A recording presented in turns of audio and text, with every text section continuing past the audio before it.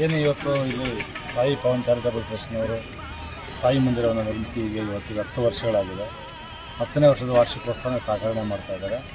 ಅದಕ್ಕಾಗಿ ಇವರು ನಮಗೆ ಆಹ್ವಾನ ಮಾಡಿದರು.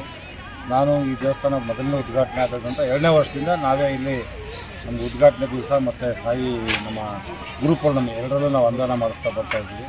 ಅವ್ರು ನಮ್ಗೆ ಹೇಳ್ತಾರೆ, ನಾವು ಅವ್ರು ಹೇಳೋದಕ್ಕಿಂತ ಜಾಸ್ತಿನೇ ಮಾಡಿಸ್ತೀವಿ. ಅವ್ರು ಸ್ವಲ್ಪ ಪ್ರಸಾದ ಅಂದರೆ ಹೊಟ್ಟೆ ತುಂಬ ತಿನ್ನುವಷ್ಟು ಪ್ರಸಾದನ ಪ್ರತಿ ವರ್ಷವೂ ಮಾಡ್ತಾಯಿದ್ದೀವಿ. ಕಳೆದ ವರ್ಷ ಒಂದು ಸ್ವಲ್ಪ ಗ್ಯಾಪ್ ಮಾಡಿದೆ, ಯಾರೋ ಬೇರೆ ಬರ್ತಾರೆ ಅಂತ. ಅವರು ಸರಿಯಾಗಿ ಮಾಡಿಲ್ಲ ಅಂತ ಮಾಹಿತಿ ಬಂತು.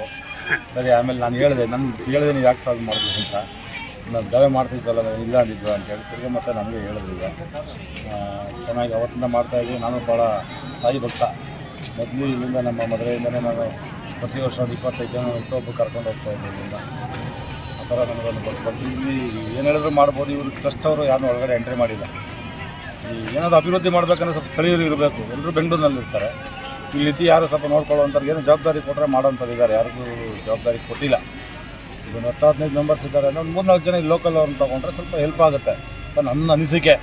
ಅದೆಲ್ಲ ಅವ್ರದ್ದು ಬೈಲ ಏನಿದೆಯೋ ನನಗೆ ಗೊತ್ತಿಲ್ಲ. ನಾನು ಅದ್ರ ಬಗ್ಗೆ ಮಾಡಲೇಬೇಕಂತಲೂ ಹೇಳಲ್ಲ. ಅವ್ರು ಮಾಡದೆ ಹೋಗಿ ಲೋಕಲ್ ಅವ್ರನ್ನ ನಮ್ಮ ಸೈಡ್ ನಿರಂತರವಾಗಿ ಇರ್ತದೆ. ಅದಕ್ಕೂ ಇದಕ್ಕೆ ಸಂಬಂಧ ಇಲ್ಲ. ಬಾಬಾ ನಮಗೆಲ್ಲ ಒಳ್ಳೇದು ಮಾಡಿದೆ. ನಾನು ಬಾಬಾ ದೈವಟಿ. ನಾನು ಸಹ ತುಂಬ ಅನಾರೋಗ್ಯಕ್ಕೆ ಒಂದು ಬಾರಿ ಕೋವಿಡಲ್ಲಿ ಇದಾಗಿದ್ದೆ. ನನ್ನ ಭಾಳ ಒಂದು ಹೋರಾಟ ಮಾಡಿ ಬದುಕು ಬಂದೆ. ನಾನು ಬಾಬಾ ಅವ್ರಿಗೆ ಗೊತ್ತೇ ಇದೆ ಅಂತ ನಾನು ಅಂದ್ಕೊಂಡಿದ್ದೀನಿ. ಶಾಸಕರು ಈ ಭಾಗ ಶಾಸಕರು ಬಂದಿದ್ದರು. ಮೊದಲು ಕೂಡ ಹಿಂದೆ ವೆಂಕಟಣ್ಣವರು ಬರ್ತಾಯಿದ್ರು. ಇವತ್ತು ಧೀರಜ್ ಅವರು ಶಾಸಕರಿದ್ದಾರೆ, ಅವರು ಬಂದು ಹೋಗಿದ್ದಾರೆ. ಎಲ್ಲ ಯಾರಿದ್ದಾರೆ ಅವ್ರು ಕರಿಬೇಕಾದಂಥ ಸಂಪ್ರದಾಯ ಪದ್ಧತಿಗಳು, ಪ್ರೋಟೋಕಾಲ್ ಥರ ಏನಾದರೂ ಅವರೊಂದು ದೇವಸ್ಥಾನಕ್ಕೆ ಈ ಭಾಗ ಶಾಸಕರನ್ನ ಕರೆಯೋದು ಅವರೊಂದು ವಾಡಿಕೆ. ಮತ್ತು ಲೋಕಲ್ ಲೀಡರ್ಗಳನ್ನ ಕರೀತಾರೆ. ಅದೆಲ್ಲರನ್ನೂ ಕರೆದಿದ್ದಾರೆ, ಬಂದಿದ್ದಾರೆ. ಎಲ್ಲರೂ ಬಂದು ಆಶೀರ್ವಾದ ಪಡೆದು ಹೋಗಿ. ಶ್ರೀ ಶಿರಡಿ ಸಾಯಿಬಾಬಾ ಮಂದಿರ ಅಂದರೆ ಸಾಯಿ ಪವನ್ ಚಾರಿಟಬಲ್ ಟ್ರಸ್ಟ್ ಕಟ್ಟಿರುವ ಮಂದಿರಕ್ಕೆ 10 ವರ್ಷ ಪೂರ್ಣಗೊಂಡಿದೆ. ಈ ಮಂದಿರ ಕಟ್ಟಿದವರು ಅನುಸೂಯ ಬಾಯಿ ಅಂತೇಳಿ. ಅವರು DGP ಆಫೀಸಲ್ಲಿ PE ಆಗಿದ್ದರು. ಅವರಿಗೇನೋ ಆಸೆ, ಯಾಕಂದರೆ ಬಾಬಾ ಮೇಲೆ ಭಾಳ ಭಕ್ತಿ ಅವರಿಗೆ. ಅದಕ್ಕೆ ಇಲ್ಲಿ ಮಂದಿರ ಮಾಡಬೇಕಲ್ಲಿ ಕಟ್ಟಿದ್ರು. ಭಾಳ ಅಚ್ಚುಕಟ್ಟಾಗಿ ಕಟ್ಟಿದ್ದಾರೆ. ಆಮೇಲೆ ಆ ಒಂದೇ ಪುಸ್ತಕ ಏನಿದೆ ಮೂರ್ತಿ ಬಾಬಾ, ಅದು ಡೈರೆಕ್ಟಾಗಿ ಜೈಪುರದ. ಇದು ಇಲ್ಲಿ ಭಕ್ತಾದಿಗಳು ಭಾಳ ನಮಗೆ ಸಹಕಾರ ಮಾಡಿದ್ರು. ಆ ಒಂದು ಬೇಸ್ ಮೇಲೆ ಅದನ್ನು ನಡ್ಕೊಂಡು ಬಂದೆ. ಅದರಲ್ಲಿ ನಮಗೆ ಈ ಮಂದಿರಕ್ಕೆ ಭಾಳ ಮುಖ್ಯವಾಗಿ ದೇವನಿಂದ ಅಂದರೆ ಪ್ರಾರಂಭವಾಗಿದ್ದ ಇದುವರೆಗೂ ಕೂಡ ಮಂಜುನಾಥ್ ಅವರು ಇವರೇ ಮಂಜುನಾಥ್ ಭಾಳ ಸಹಕಾರ ಮಾಡಿದ್ದಾರೆ. ನಿಜ ಹೇಳ್ಬೇಕಾದ್ರೆ ಎದುರುಗಡೆ ಅವ್ರು ಹೇಳಬಾರ್ದು, ಬಟ್ ಪರಮ ಭಕ್ತರು. ಅದಕ್ಕಿಂತ ಹೆಚ್ಚಿಗೆ ಭಾಳ ಸೇವಾಕರು. ನಮ್ಗೆ ಏನು ವಿಶೇಷ ಅಂದರೆ ಈ ದೇವಸ್ಥಾನಗಳು ಬೆಂಗಳೂರಿಂದ ಹೋಗೋರು ಈ ದೇವಸ್ಥಾನ ಬಂದೇ ಬರ್ತಾರೆ.